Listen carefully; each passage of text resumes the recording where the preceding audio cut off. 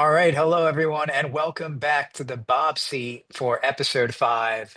I'm so happy to introduce my friend Maurice, who goes by Mo, and have him here with us on the show tonight. We're going to talk for about 30 or so minutes and just hear what's on Mo's mind and about him. But I'd like to just have you, Mo, just talk a little bit about who you are for a second so that the audience knows, if you don't mind. Hey, what's up, everybody? My name is Mo Copeland. I know Bob from way back in the day when we were young babes, or not Yeah, really, but truth. Yeah, pretty might young. as well have been. Yeah, But I've known Bob for like, I don't know, 10 plus years at this point, I'm gonna say. mm, I'm truth. actually definitely 20, no, 19. 20 years. Shit. 20 years. Yeah, But again, my name is Mo Copeland, brother of Bob, yeah, and yeah, I don't know. I'm just here. We yeah, do Toastmasters together, and yeah. um, what am I? I'm a social worker in Philly. I work with There you older go. folks with IV. Um, yeah, living in Jersey. That's about it. That's all I got. Mo's an entertainer. Something like that. You're an entertainer yourself, though. Have you ever talked to Oh, we're anybody not. you being an We're not entertainer? talking about. We're not talking. We're introducing you, Mo. But I'm just saying. I think your audience would love to know that you're an entertainer as well. Yeah. Well, that's kind of how we met. A little bit. Well, yeah, a little bit. Yeah, actually. My one of my first few, I want to say, memories of you, Bob, is being in like this stairwell and like Yeah. Same. you having me like audition in front of you of this song, and I don't remember what the song was, but it's literally like my first memory, I think, of you. Yeah. Well, to give a little context, I think I had been trying to start an a cappella group when I first got to Rutgers with you, and you were the only one I think who responded to my ad. So I was like, all right, well, let's see how this guy can sing. And Mo had a great voice on him. So I was, happy to move forward. I just didn't have the discipline or anything to do that. So that just kind of fell by the wayside. But now I'm back with another project for Mo, which is this podcast. And Yeah, so 20 years later, we're getting something off the ground. here we are, Uh, Here we are, right? And back in the stairwell. welcome to the Bob seat, where we're going to talk about, I don't know, what's going on in the world, what's going on in your mind.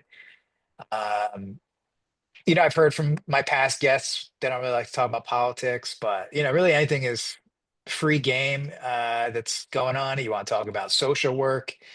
We can talk about that. Fraternities, we're both in a fraternity. Talk Hmm. about that.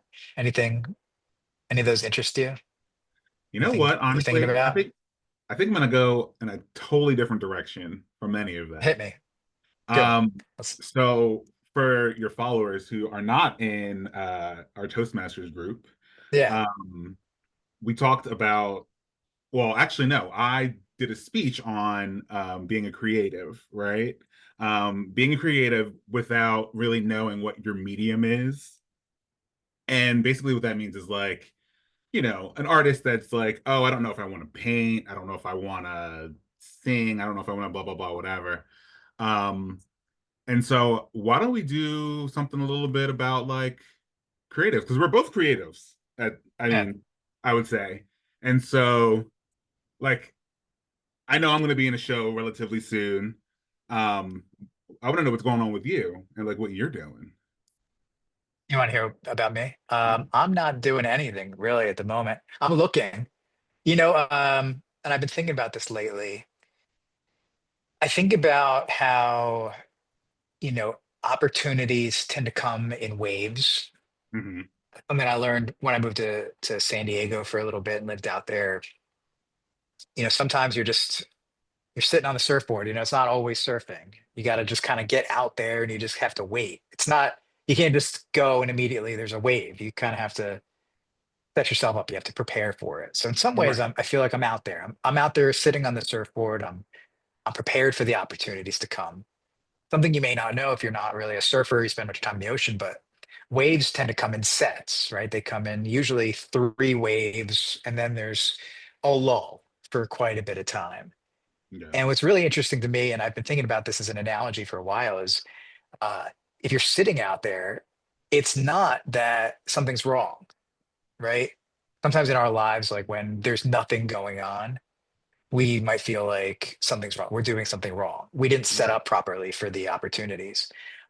But even when you do, it's not like the opportunities are wave after wave after wave after wave after wave, right? There's periods in your life where a lot of things are coming, and then there's nothing for a little while. Right. And that kind of gives me a little peace, just kind of being in that place where I realize that this is a period of low tide, low numbers of waves, and at some point it'll come back, and I'll be having all sorts of things happen. So that's kind of where I'm at. Mhm. You know, not a lot of waves going on, but that's okay. But we're Building hanging my out, own. we're waiting. Yeah, we're hanging out, we're chilling, waiting, see what's happening. I hear But that. I know you're in a show. A wave has come by you. I'll tell a little Yeah, bit about that. sure. And this is kind of one of those waves that kind of knock you off guard because Mm, you weren't expecting it. And so mm, um I'm in a show, or well, it's gonna be starting in February, but I'm in a show. It's called Hairspray. yeah, If for those who don't know what it's about like yeah, kind of like race relations in the 60s, yeah, for the most part. And so it's funny because yeah, I'm nearly 40. I will yeah, say that out loud. yeah. Um, Same. However, this show is about high school kids, and so I get to a high school kid. So we'll see how that goes. Yeah. How Um, did you how did you find this, by the way? yeah, so I did an audition for it because I'm not gonna lie to you, Ah, Hairspray is yeah, yeah, not my favorite show. yeah, In fact, right now I feel like within the South Jersey area, there's like three or yeah, four theaters doing Hairspray at the same time. yeah, Which is a bummer because, like I said, I don't really like the show, but um, I know somebody that is like stage managing it. I think she's doing, yeah, yeah, yeah. and huh?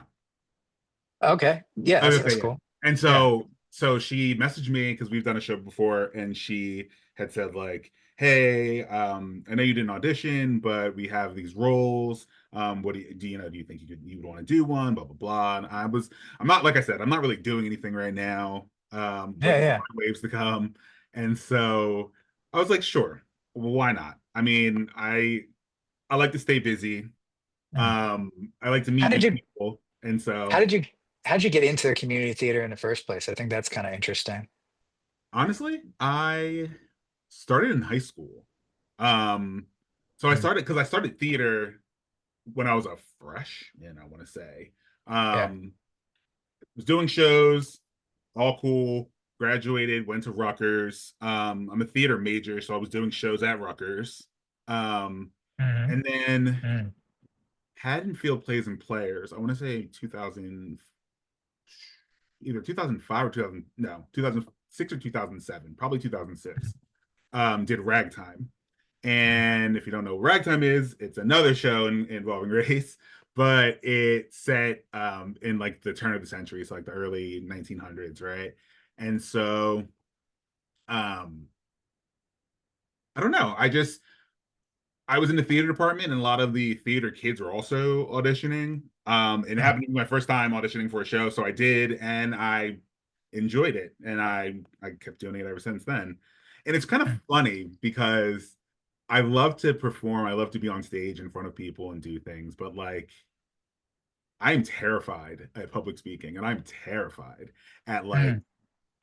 being on like a podcast or like Yeah, having an interview. Like I like these yeah, things are like insane to yeah, me, but like I can easily get on a stage by myself yeah. and talk to an audience or sing a song perfectly fine and Like if not it's have scripted. yeah, even or Yeah, yeah, pretty much. Because if I went on and you did some know. kind of improv thing, it'd be like I'd probably be the same way. It's probably interesting to folks who like don't have much experience doing either. They probably assume that people who are like actors and stuff would have no problem just getting up and doing like an impromptu speech, or you know just Hmm. having a conversation like this. But it's kind of a different skill set, right? Like we do like in our group, or like they do in Toastmasters, right? Where you kind of practice just spontaneous speaking. Right. It's tough. You get called on at work to say something. It can be a challenge, even if you've done things like singing karaoke. It's just a Right. different skill set. Right. We don't necessarily feel like the words that we say are good enough. I think we worry about that, right? We Mhm. try and self-censor a little too much, whereas when somebody else writes it, it's like, well, they wrote it, whatever I say, it's not me. It's not like It's my not me. Yeah. ideas, Right. you know? There's like Right. less like potential for rejection or pushback. I feel like it's gotten easier as I've gotten older though. I don't know if it's, I've also gotten a lot more practice since I've gotten older, but I just think that there's a certain element to getting older where you care less, right? Yeah. Like especially if you interacted with so many different types of people from across weeks of life, part of you just gets to kind of know like yourself and not question yourself so much. Right. Hmm. Like when you're younger, you're like, oh, I don't know. Maybe these people saying these ridiculous things are right. Maybe they know something I don't know. And then you get Right. older and you get some wisdom and you get some life experience, and you're like, these people are idiots. Why Right. why am I giving them any credence over, you know, what they say about me and my ideas? And my ideas mean something. I've lived these. It's not, I haven't heard it somewhere. I've actually experienced it, unlike a lot of what people say, especially kids, right? There's a lot more kids on the internet. So if you're like, saying things and you get comments on the internet, like a lot of these people are like kids and like teenagers that don't know anything yet in life. And, I probably a lot of creators probably feel pretty bad about some of the things they say, but like, Fuck them you kids. shouldn't give any credence to anybody that you wouldn't respect in real life. That's not to say that you Exactly. shouldn't respect people, but like, a lot of people just argue in bad faith and just Mhm. say things that aren't true because their egos are hurt. And I think Yep. you learn that a little bit as you get older. But there's also opportunities to practice, right? Like Toastmasters is an international group. We created our own group, right? We have a group called the Lawnside Lectern, which is like an offshoot of Toastmasters, and you can come any week to our group and just Mhm. practice answering questions in front of a group of people. And not for everybody, but I think at any time in your life you can take that opportunity to build your skills up, and I think that that only helps Right. bring you out to the ocean where you can then sit on your surfboard and be prepared for those opportunities and those waves that come at you. You can't surf a Yep. wave if you've never learned to balance and then stand up. Right. So you got to fall over a couple times before you can learn to Hella surf. introspective, man. Hella introspective. Trying. Yeah, yeah. So that's why we're here. That's talking about whatever, I agree. I put it agree out there. 5,000%, especially with the part of like not caring about what people you don't respect say, Yeah. with lack of better To- terms. But like, yeah. I mean, I learned that like a while ago when I was in California. We were in California at the Yeah. same time. I feel like we kind of like Yeah. Different areas. followed each other more or less. Were But you in San Diego? no, I was in Sacramento, so I was Okay. completely A little far. Yeah. yeah. Close. I when I was there, I worked at the Sacramento LGBT Center, and I Mm. actually opened up Sacramento's first housing for runaway youth. This is Um, as a social worker. yeah, I was a Okay. case manager. We opened up it was a 14 bed shelter for transitional age youth, so it was like Mm. 18 to 24-year olds. Um, What? and Tell me. So, it was an LGBTQ center. What does that mean? so you know how there's like community centers or health centers or whatever? Not No, really. not I really. don't. How No. about like the JCC, right? Have you ever heard of the Yeah. Yeah. JCC? Yeah. He's like, you're a Okay, so Jew. You like know the JCC. yeah, so like JCC, bunch of different activities, different businesses, a whole bunch of Sure. things in one under Love one them. building. They're great. So the Totally. Sacramento LGBT Center is Uh, basically it's a health clinic, but it's also they help with housing, they help with um, so cool. many things at this point I don't even remember, but just a whole bunch of things that work with someone's health well-being. Now you don't have to be LGBT to have gone to the LGBT center, Okay. which is something that some people kind of got twisted. Mm. But it has resources for folks that were, unhoused, resources for folks that needed to get tested or needed medications or whatever the case may be.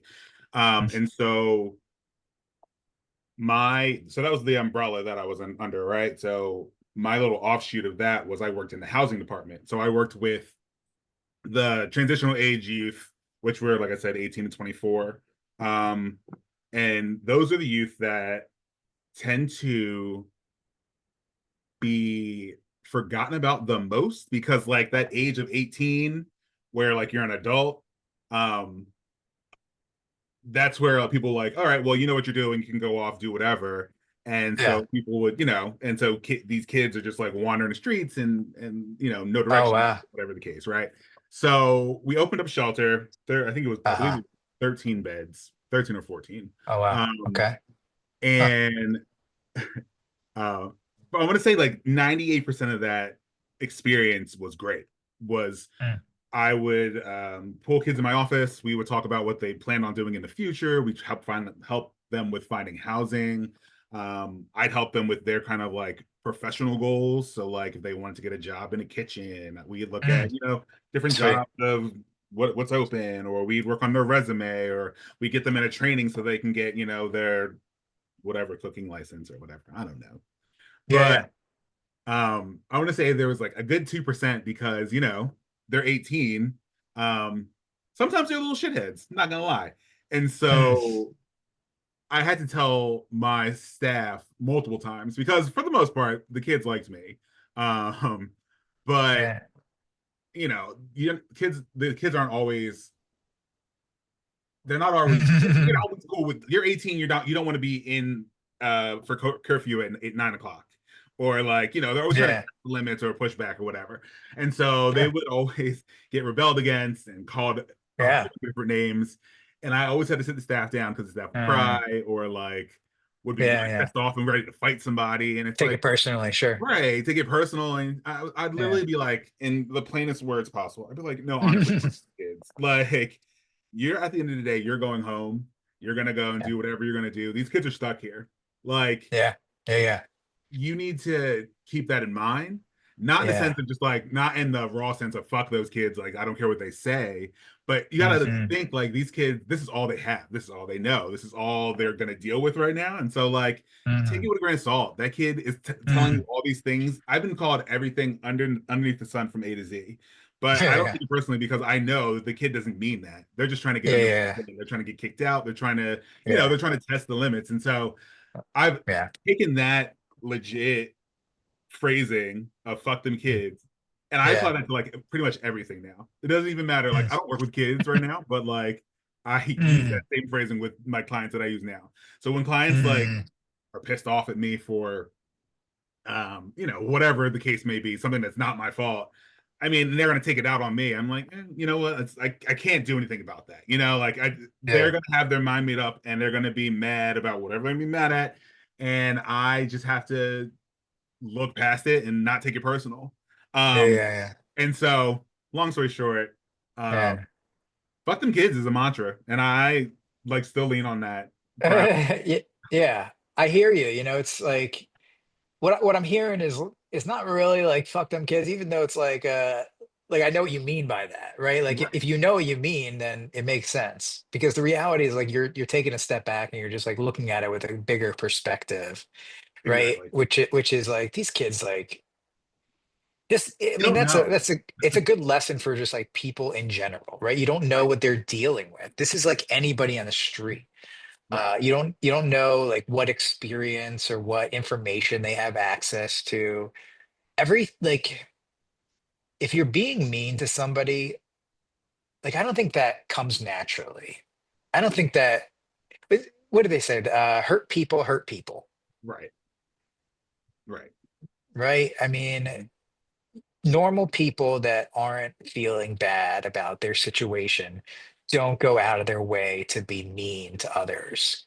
Mhm. It either comes from them being, you know, having, their own hard times, or they're scared, right? In a lot of cases, right? It Yeah, comes from fear right. of just like losing their identity. What's scarier than that?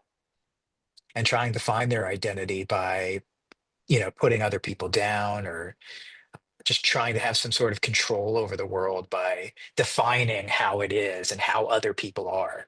Right. As soon as Right. somebody starts to define definitively how things are, they're smarter than that. If they stopped and they really, you know, Right. they're really are smarter than that, but they try and just reduce it to something so simple because it gives them a sense of control.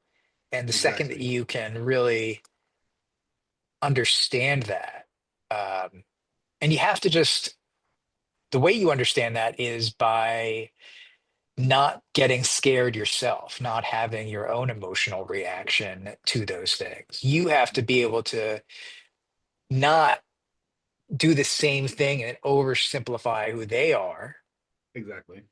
and really just like um like listen to them, listen to what they're saying, and like work it out. And if what they're saying doesn't make sense, it's really easy to see that this person isn't coming from an intellectual, thoughtful place. They're coming from a scared and desperate place in a lot of ways. Exactly. uh you know a lot of times communication is 80% listening. Hmm.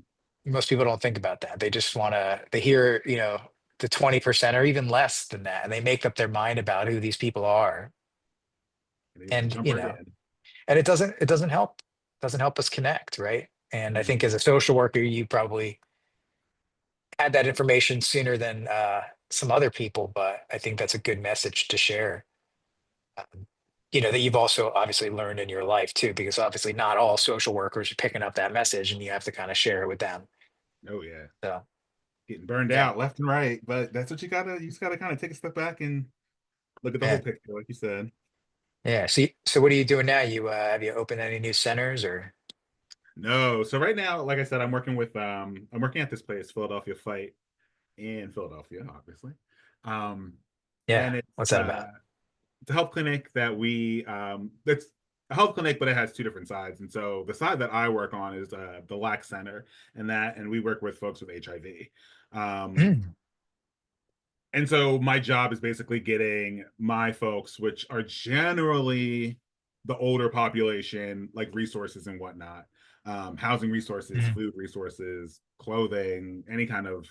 utility help, rent help, all that kind of stuff, doing lots and lots of applications, Medicaid, all that good stuff. Wow. Um, so doing all of that stuff, for them and helping them get over these obstacles of to get their care. So that's what we're Mm. doing now. Any challenges you're facing? All the time.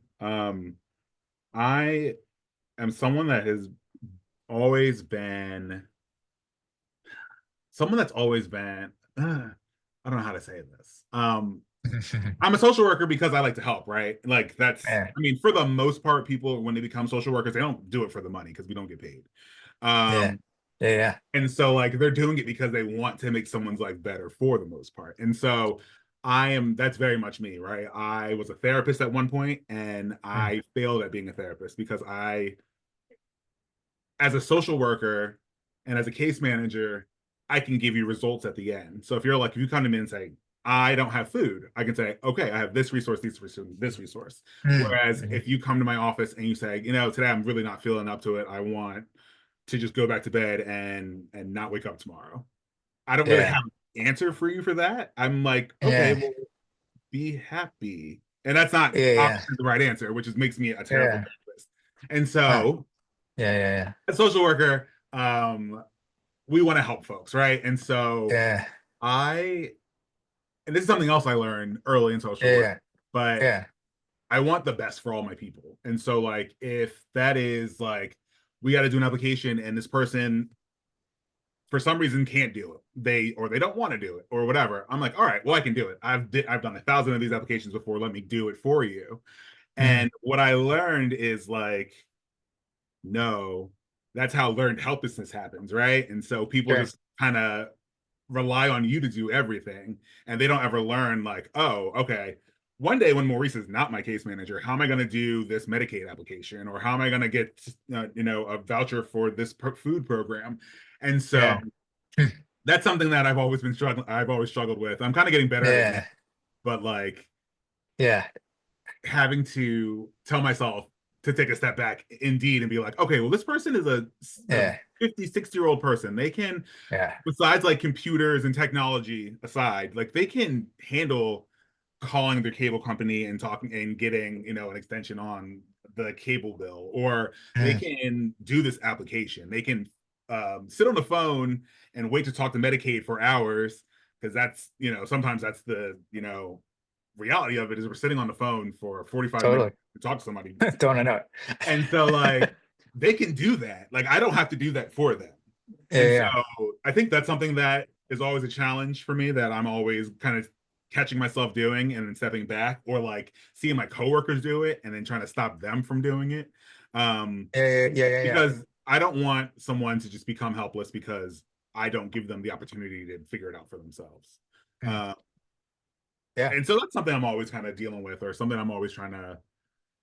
And you know what? Actually, the other side of that is it stresses you way the hell out. Like if I'm worried about your Medicaid application more than you are, then Yeah. like what's the point of us doing this? Why am I more stressed Yeah. out than you are? Yeah. Um, Yeah. and so it reduces the stress 1,000%. It gets them to Yeah. do the things they need to do Yeah. for themselves, and they learn something. And at the end of Yeah. the day, Mm. like I said, if I'm not there, if I quit tomorrow, they can go Mm. and do whatever the task is. And so, but that's Mm. something that I'm always learning, and I'm always trying to catch Yeah. myself, and I'm always trying to help my coworkers learn, because, Yeah. like I said, we always want to help somebody. We always want the best for everyone, but sometimes Yeah. they want sometimes they gotta want the best for themselves, Yeah. Well, that's a super great lesson. I mean, I've obviously, yeah, I've had that come up in my life too, and I think, I think that that's also just part of getting experience, growing older, getting wisdom. Not Mhm. everybody gets that.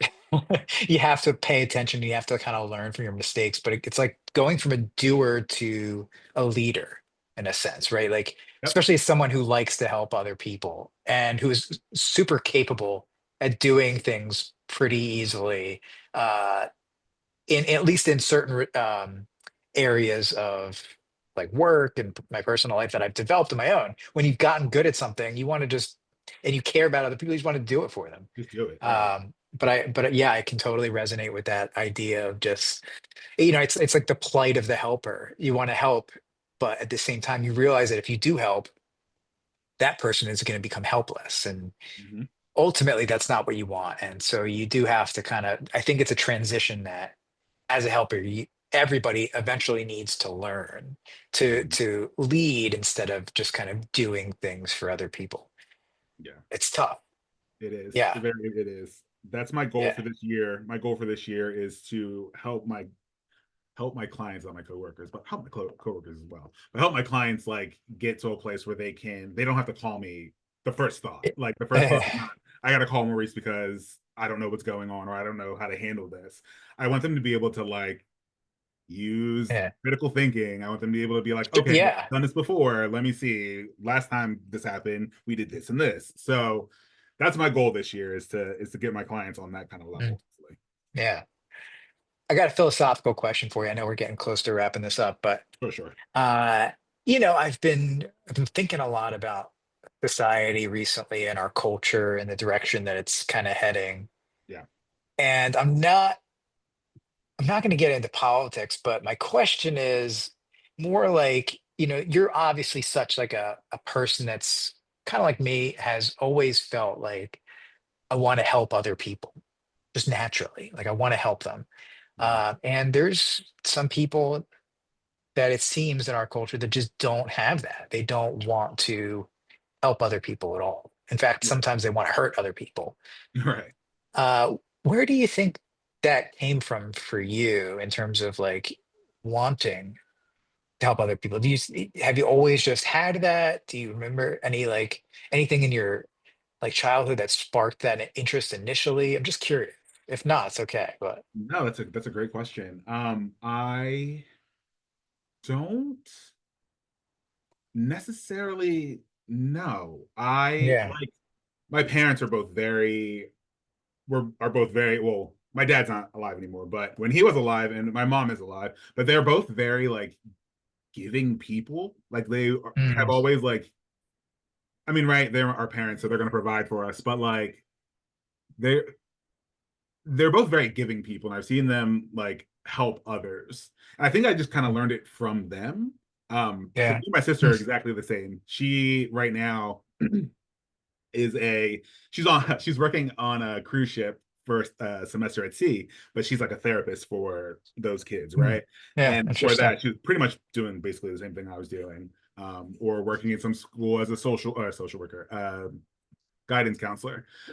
So I think we both kind of just got that from my Mm, parents, yeah, um, and it's very seeing possible. how they always like are there for other people, not necessarily like doing applications for everybody, but like they're there to listen. They're always there to lend a hand if they needed to. They're always, stuff like that. And so I think I got it from my parents, I would say. Do you ever think like logically about it, or is it just something that you kind of take for granted? I just take it for granted. And I Yeah. never, literally up until you said it right now, I've never thought Yeah. about it. Huh. I think I Wait, just, yeah. yeah, But you I see just other took it for people that granted. don't care. That just like they don't care about other people. They're happy to like push other people down. I see, I'm not well, I guess I am a nature versus nurture person, but I do think that like it comes from, it's something we learn. I think those are things we learn, honestly. I think that Mm. not that like someone that is hurt people. And Yeah, not saying that yeah, somebody actually isn't necessarily like getting hurt, but maybe they've seen someone hurt someone, or they like, yeah, that's just something they're like, oh, okay, so if I want to get what I want, I have to do this, or if I want this to happen, this is what I got to do. And yeah, so I think it's something that we just learn. I think we all yeah. I learn it agree. somewhere. I don't know.